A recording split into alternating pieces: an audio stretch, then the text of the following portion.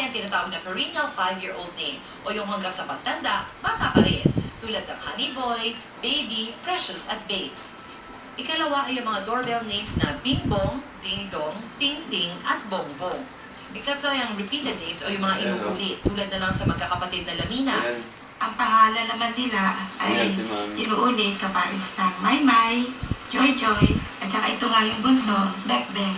Matandang kaugalian yan eh. Noong una pang panahon, kapag ikaw halimbawa sa Bisaya, kapag ikaw ay medyo nasa nobility, no? Inuulit-ulit talaga ang mga pangalan. Kagaya ng Lapu-Lapu.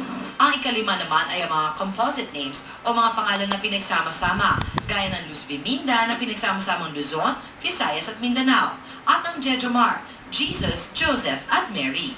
Maging ang pangalan ni Norbex Lamina. So naisip namin mag-asawa na i-combine na lang. Kasi ang asawa ko, ang pangalan ay Norman, at ako naman ay Rebecca, and my classmates and friends used to call me Bex. So kinumbine namin, Norbex na lang. Napapawaw sila kasi parang kakaiba. First time nilang makarinig ng ganung pangalan kasi napaka-unique nga nung name. Ika-anim ay ang iba't ibang pwesto ng letrang H sa pangalan, tulad ng Mel, June, Johnny, Anna. At ang ikapito ay ang creative names tulad ng Edgar Allan Poe, Chica Go, at Magic Johnson. Pasok din sa ikapitong kategory ang pangalan na isinunod sa patong Jawate gaya na lamang ng mga batang sina Cristal, Ruby, at Dan Roy. Ilan lamang ang ito sa mga kakaibang pangalan ng mga Pinoy na ikinamamangha ng ilang dayuhan. Ay, ang ganda!